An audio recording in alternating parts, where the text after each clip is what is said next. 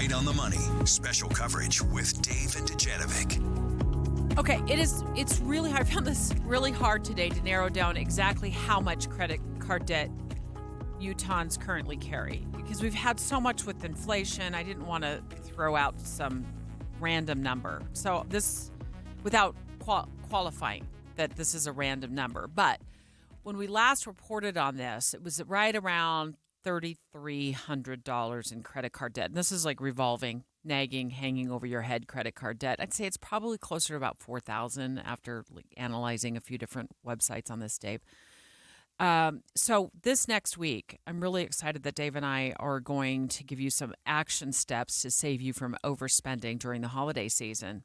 We do not want you to wake up with a financial hangover on December 26th. And we're going to actually start with setting a budget for each child with the help of a blog called Perfection Hangover. They use a math equation, Dave. I'm going to walk you through how to do that math. I think one of the important aspects of this, Deb, is you were describing credit card debt. There's still a lot of other debt that we carry, whether it's a mortgage, student loans, a car loan, maybe a personal loan. And then the credit card debt is the worst kind of debt just because the interest rate is so high and punches you in the face. And if we're carrying $3,300 or $4,000, whatever it might be, it's very likely or maybe even probable at this point that you're making the minimum payments. And we know when you're making minimum payments, that $4,000 credit card doesn't get paid off for 5, 6, 7 years. Let me start here. And that's if it doesn't grow. No, it's just, and like I said, I think the anxiety that goes along with those payments and the interest that's accruing, we never factor that in. Right. There's no dollar amount that you can put on the, oh my gosh, I still have all of this credit card debt. I woke up on a Monday and it's still with me on a Tuesday and now it's Saturday. And let's start here. I want to ask you this question. So consumers, they say, are planning to spend $1,600 this holiday season. Okay. Over and above their regular budget. That's according to Deloitte, an analytics firm. If you could tell your younger self something, like your younger self as a young parent, anything, looking back, because your kids are grown, many of them. I know you still have a little, not a little one, a young one at home, but your third child is getting ready to graduate from high school. Your other two are out. All my kids are out of the house, theoretically, although there's one. She's borrowing the second bedroom right now. But they're all in their 20s. What would that one piece of advice about holiday spending be that you would give yourself? Lower expectations. Oh, how can we be alike? We're finally seeing eye to eye. What do you mean by that, though? I think we set a standard when we were young parents and we were really not making money, which is very common, right? Of course, you're a young parent, you're just trying to survive. But then you want to provide this amazing Christmas or an amazing birthday party or whatever it might be because you're excited and you want to show your kids how much you love them, and that's how we demonstrate it many times. So you set a budget that's probably too high in the first place, and then there's the pressure to continually improve. Let's make next year better than last year. So then you have what I call the budget creep. From year to year to year. Oh, okay, well, we might have only spent $150 per child, but, 10 years later, we're at $300, $500, whatever it might be. I would have told myself, my younger self, to set boundaries. So I let Christmas control me. I didn't control Christmas. And what I mean by that is I just got swept up in trying to keep up with the Joneses, so to speak. When you get married and then now all of a sudden you got all these extra folks that are in the equation to buy for, and it was like it was financially tough, and I didn't set boundaries. I also I'm not sure boundaries is the right word, but I just went with the flow. I went with the flow. So financially, nobody knew that we were drowning with Christmas because I didn't say anything. So I would have said something, I don't even know if you say that before you get married, like, what's your expectations around Christmas? Or when you do start your Christmas budget, no matter if you're married or single, you set expectations up front. Like, hey, mom and dad, it's been a rough year this year. Maybe we can get away from exchanging gifts. Maybe we can just set a limit, a $20 to $25 limit or something like that, so you don't expect me to show up with a brand new car, So how do you guys do Christmas now? Do you do equal gifts for each child, or do you set like equal budget amounts for each child? We're just a budget family. Now, when they were really little, you kind of had to play the you get 5 gifts, you get 5 gifts, or 10 and 10, whatever it might be. Just when they're little? You still do it? Yes! No, you don't. Yes, I do. What? I do it equal. You will not be sitting around my house with no gifts to open and sister has 10 left. That's just never. No, So it's like I'm you not get that an mom. iPad and then a box of crackers Yes! and then a box of saltines You have equal and a gifts. box of soda. I'm very much about equality, and there's nobody. So you do like if you set a budget of $100, if you get one gift that's $100. That's the only one you're getting. Too bad, so sad. Yeah, I wish it was $100 too. Oh well, what is it? 300. Oh, I thought you were going to say 50, and I was going to say, what is your No, secret sauce no, for no. that? No, it's crept over the years, and I think there's been times when we can afford it. There's times when we cannot. Yeah. But when you spend $300 last year, then you got to spend $300 this So year. you're $1,200 into Christmas just with your kiddos. Yeah. Then what's it? Is it like $1,000 budget that you set for yourself to buy your wife a gift? Oh, Debbie, this is a conversation we've actually had. One year we didn't buy each other a gift because we were out of money. And as we both, and we were very upfront. We're like, I'm not going to get you. And I'm like, we will never do that again. Oh, was it sad? It was super sad. Oh, I'm and cry. it wasn't even the money or the cash. It was the fact that we had put ourselves second for so long. Well, not even second.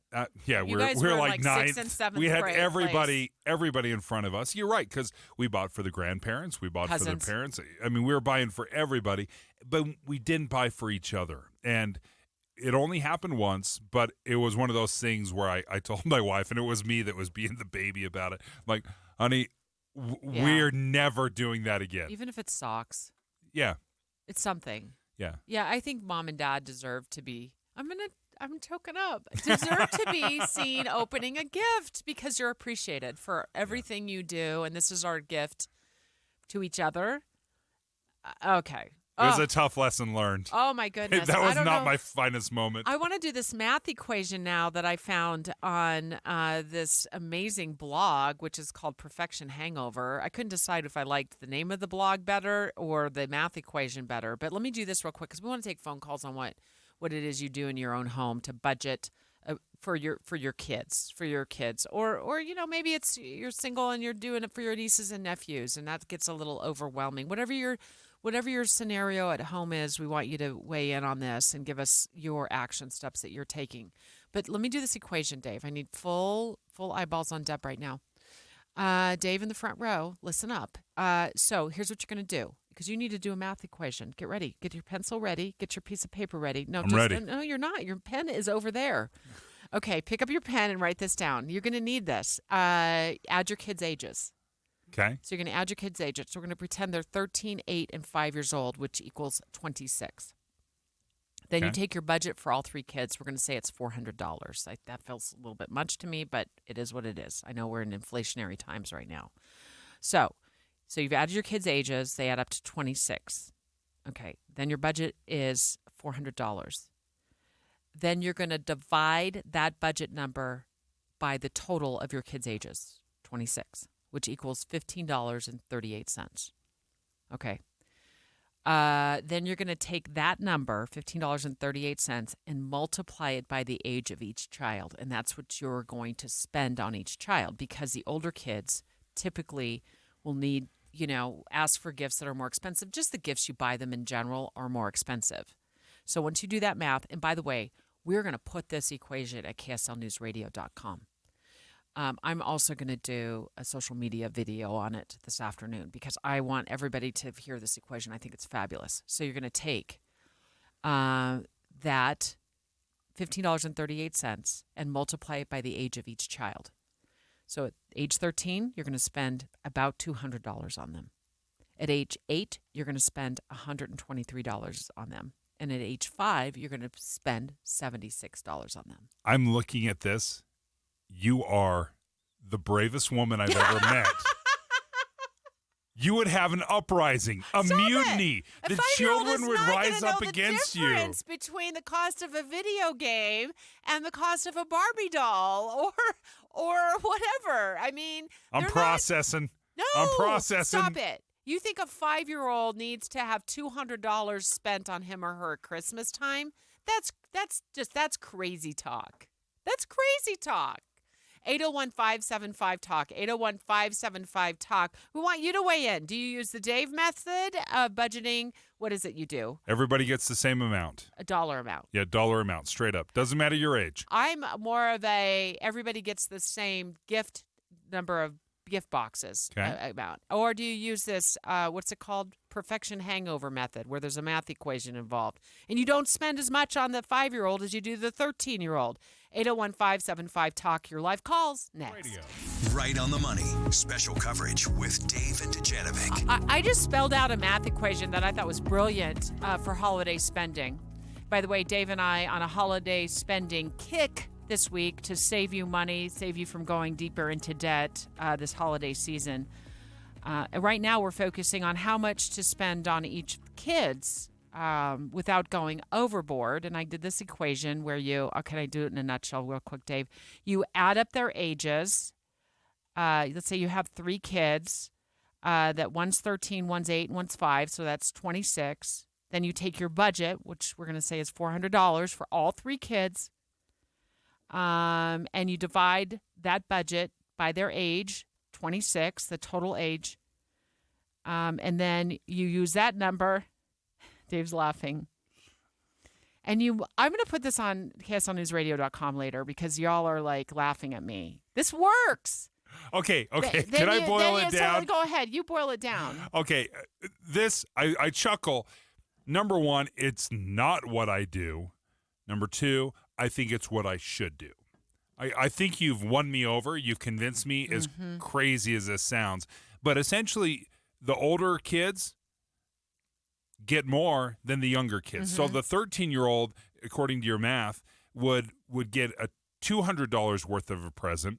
The 5-year-old would get $76 worth of presents. And the 8-year-old would get about $123. Yeah. Makes sense to me because a 5-year-old has no. And I have experience with this. Yeah. As a mom. When I over purchase, because I'm not about the budget so much, about keeping gifts equal. So you get 10, yeah. you get 10, and you get 10. My sister does it the same way with her kids. And I remember when our kids are all about the same age. I'm not kidding you. They're all right within, like our youngest were born 4 days apart. 4 days apart in the same year. So we were pregnant at the same time. And she called me on Christmas Day and I said, "What are you doing?" She goes, I'm walking behind my kids picking up gifts they haven't opened. Because they were 4 or 5, 3 and 5 years old or something like that. She goes, I way overspent. I mean, they didn't want that. They want the 3 gifts they opened, and they're over there playing with them. Totally happy. Yeah, totally happy. Totally Didn't even grateful. notice that they had other gifts under the tree. So I'm walking behind them, picking up these gifts. And I was like, I'm here in Salt Lake City doing the same doggone thing. Yeah. So I think we overthink this as to what the meaning of Christmas is, and we just pack up way too many presents under the tree, and then we go way over budget. So I'm going to put that math equation, like I said, at KSLNewsRadio.com. We're taking your phone calls, 801-575-TALK, 801-575-TALK. Colton, Taylorsville. Is this a crazy idea, or have you hacked Christmas? No, well, my wife came up with an idea about 15 years ago, and it goes kind of along with what Deb says. We get 4 presents each, and it goes for, she usually buys everything, and I do her, but everybody gets 4 presents, 1 to wear, 1 to read, 1 you want, and 1 you need is how I love it. the way she does stuff. So you get 4 presents, and they all fall into those categories, and that's how we do our Christmas. Where, need, read, and what? Where, need, Want. And want. So there's a want, need, read, and wear. So there's a budget set, and you've divided up amongst those 4? Or is there no budget? necessarily a budget, but everybody gets 4 presents, and they Keep it all equal. fall into those categories. Yep. Wow, that's awesome. Thanks for sharing that. I love your wife's formula for that. I might include that on my social media post later, Colton. Thank you so much. Let's see. Oh, I want to get to Facebook, Dave. Are we getting more phone calls? We got tons of comments on our Facebook post about this. Michelle says on our KSL News Radio Facebook page, by the way, if you haven't joined our family there on Facebook, do so. I mean, lots of people weighing in with great tips here. Michelle says she started saving $25 a week starting January 1st. All smart. 100 bucks a month. Okay, then it's not so by painful. the end. We never save for it. We always, or we try to save it up in the last few weeks or last few months to pay for Christmas. I love that you're thinking about it in January. You're a hero. Yeah. Cindy in Garland. What do you think, Cindy? Hi. Well, a few years ago, I went to my kids and said, Christmas has got out of hand. And what if we don't exchange gifts and Grandpa and Grandma buy an excursion every summer, and so we make memories instead of garbage? You know what? That is such a fascinating thought, and I've actually grown more into that way of thinking. Like let's buy experiences instead of buying stuff. And I have a son that is 100% that guy. He would much rather have an experience. So whenever there's a Christmas or a birthday, we're buying him a ski pass. We're buying him concert tickets because he's always enjoyed the experiences far more than the stuff. On Facebook, it looks like, let's see, there's another comment here, and I'm lost. The person who made the comment, it looks like Hallie. She says we have a holiday account that $100 from each paycheck automatically transfers to it. They can pull from it without penalty the week before Thanksgiving. And I think what you mean without penalty, I mean, the bank probably doesn't penalize you for that, but also when like your credit cards don't amass a whole bunch of interest because you're, trying to get all those Christmas gifts spot up and you haven't set a budget. I love the pre-planning. I do it with my health care. I have a flex spending account where I take out the budget and it just funds itself throughout the year. Isn't that so great, too, when you have totally it there, makes sense. when you need eyeglasses or you need new contact lenses? I'm excited for this, that Dave and I are going in-depth this week, right on the money, to save you money during the holiday season. And, in fact, Heather Kelly, who hosts Money Making Sense podcast, asked to join the show tomorrow because she's coming with her greatest hits regarding regifting. And she wants to tell us when it's okay to regift. That's tomorrow. KSL FM Midvale. KSL Salt Lake City. Listen at home on any smart speaker. And in your car at 102.7 FM. This is KSL News Radio. Utah's news, traffic, and weather station.